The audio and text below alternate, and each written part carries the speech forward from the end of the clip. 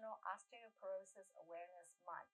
Our bodies are made up of bone, muscle, and fat, but bone makes up about 15% of our overall mass. It's very dynamic. It's a living tissue. Your body removes old bone, rebuilds with new. Sadly, though, as we age, that process becomes a little less efficient, and so more old bone is being removed than new bone, much faster than new bone is being replaced. Osteoporosis is a medical condition that the bones become brittle and fragile and lead to increased risk of fractures. It can be very silent, and about estimated 10 million Americans have it. 44 million have osteopenia, which is low bone density, not quite to the point of osteoporosis yet. But 1 in 2 women and 1 in 4 men over the age of 50 will experience a fracture. And in the year 2025, where we are now, they're estimated to be 3 million fractures this year from osteoporosis at a cost of $25 billion. So what are the risk factors? 1, genetics is always there for most things, Can't do much about that, but other things you can. If you're excessively thin, that puts a risk factor, and that makes sense. You have less weight carrying around all day long. Extra weight puts pressure on those bones. Not a license to get fat, trust me, because overweight produces other risk factors for other things. But low calcium consumption, vitamin D deficiency, smoking is a risk factor for bone loss, heavy alcohol consumption, being sedentary, consuming a high sodium diet, and some comorbid diagnoses of chronic kidney disease and type 1 diabetes can put you at risk. And medication uses like steroids, PPIs for acid reflux, birth control, loop diuretics, seizure medicines all can drain your bones a little bit. Rapid weight loss can contribute to problems with your bones. And menopause, when we go through menopause, the estrogen levels decrease. That is a protective thing for bones. A lot of new research is showing the critical time, about 6 months before you enter into menopause, is when you should really up your calcium consumption, because there's been shown less bone loss later if they've consumed a lot of calcium prior to menopause, which is interesting. Anyway, so let's talk about some of the bone-building nutrients. Number 1, calcium. 99% of our calcium is stored in our bones and our teeth, but calcium is needed for nerve transmission, for muscle contraction. Every time your heart beats, you're using calcium, blood clotting. So if you don't get it in your diet, your heart needs to beat, your muscles need to move, it will pull it from the bones. It's hard to get enough calcium from vegetables. There's a lot of phytates, oxalates that bind with the calcium and don't allow great absorption. Dairy is the most bioavailable for calcium. And how much do we need? Well, if you're a man over the age of 70, you need 1,000 milligrams. Women over the age of 50 need about 1,200 milligrams. We're going to have a PDF that you can click on and figure out how much calcium. It's called a calcium calculator. Just how much calcium do you get throughout the day? If you're not reaching those goals of 1,000 for men or 1,200 for women, then you might need to consider a calcium supplement. Now, maybe a couple of years ago, there were some things on the media about calcium supplements causing cardiovascular problems. A lot of research has been done since then and has not shown to be a problem with that. So you can take the calcium supplements, not worry that it's going to cause any heart problems. There's a couple. There's calcium carbonate. It needs to be taken with meals because it needs the stomach acid to help digest it or break it down. And then there's calcium citrate, which there's no need to take with meals. You can take it anytime.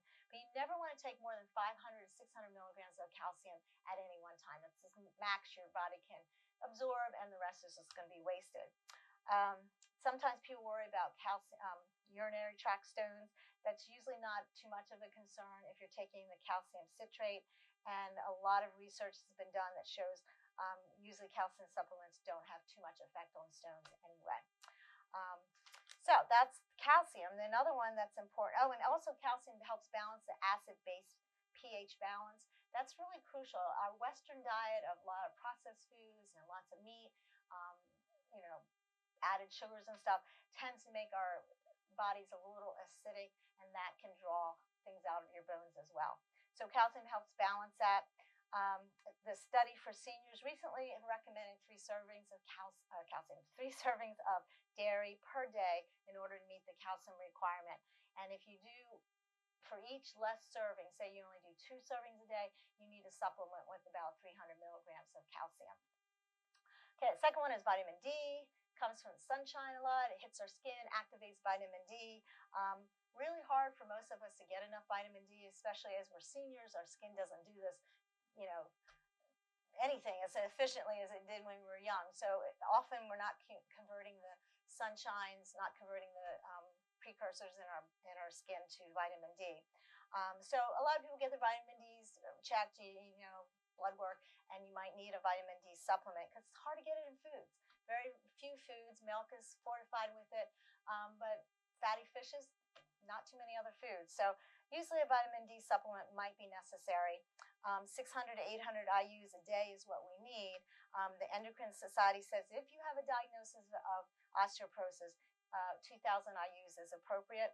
But especially in the wintertime, probably a lot of us need to take vitamin D supplements because we're not out in the sun, and if we are, we're covered and we're not really getting the rays.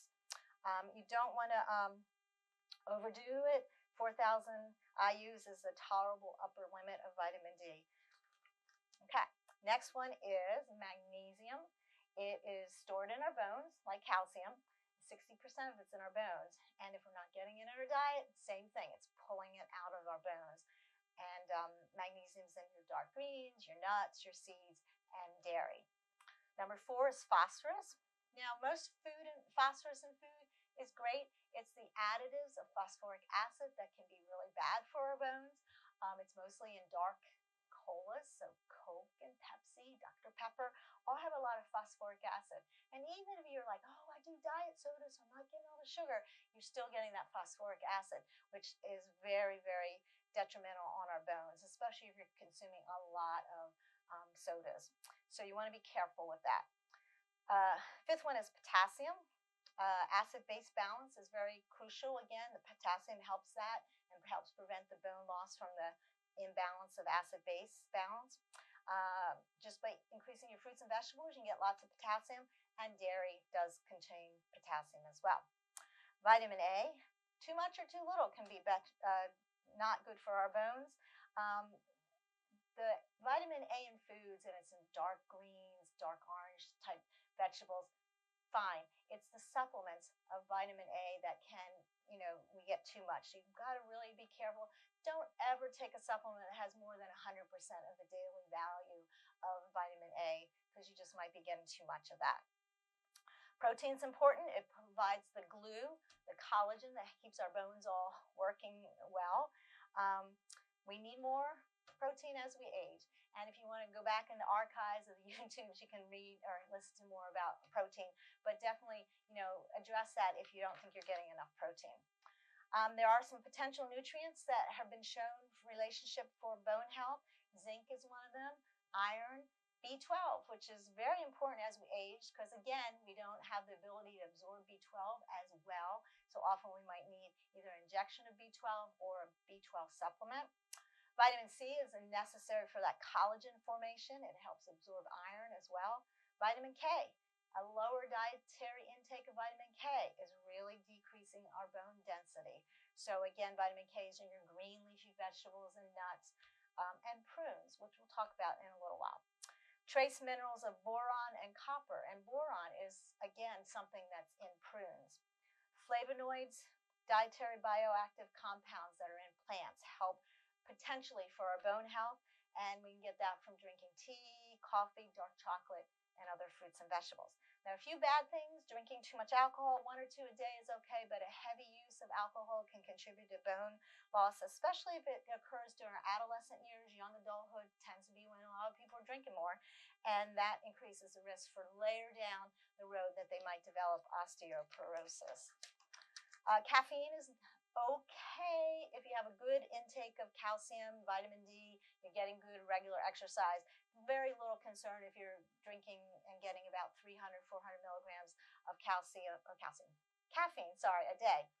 But if you do not get a lot of calcium in your diet, you might be more concerned. So if you drink a cup of coffee, you're going to lose some of the caffeine's going to affect some of your bones. Just top it off with a little bit of milk, and that's going to put that the calcium in there that might help offset the caffeine.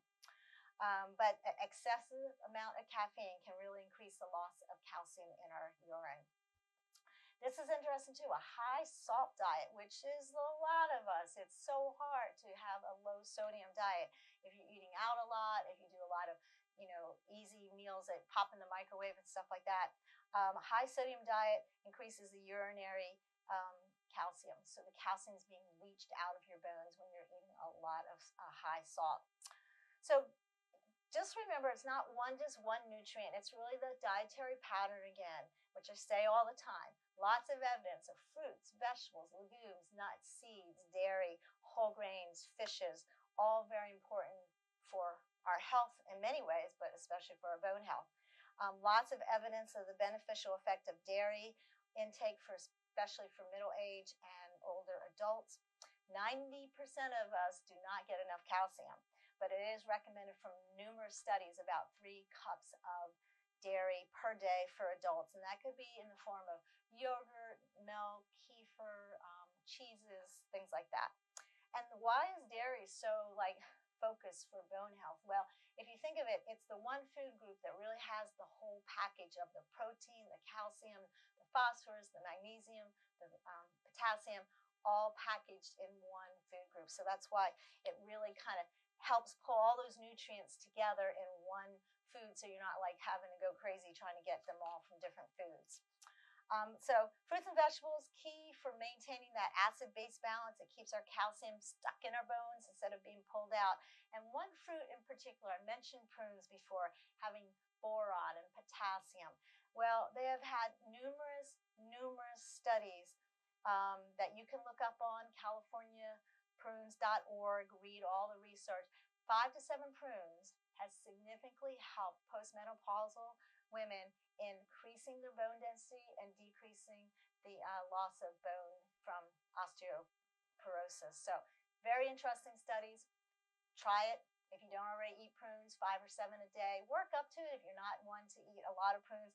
And you can do other things. Go back to I did a whole YouTube thing on prunes. So go back to that, find out all kinds of things you can do with prunes. Finally, there's an organization called the Bone Health and Osteoporosis Foundation. It was founded in 1984. Its purpose is to promote strong bones for life and preventing osteoporosis and broken bones. I'm going to have a PDF from them that you can look up and print out or just read it if you want. It has a lot of good information. But beyond just the nutrition I've talked about, it has information on exercises that could benefit, bone health. How to keep yourself safe from falls. I go to the doctor and they're always, did you have a fall this year? Thankfully I've said no. But, how to make your house safe so you don't have a fall. Lots and lots of good information, recipes, you name it. So really good website. I recommend that you do visit that. So osteoporosis prevention, really think about it, should begin in childhood with our healthy diet and healthy habits that we start for our children. And then as they grow, it's not such a oh my gosh, I got to change my whole lifestyle. But whatever your age, whatever the age, any habits that you change for the good will affect you and can affect your bone health for the rest of your life. So it's never too late.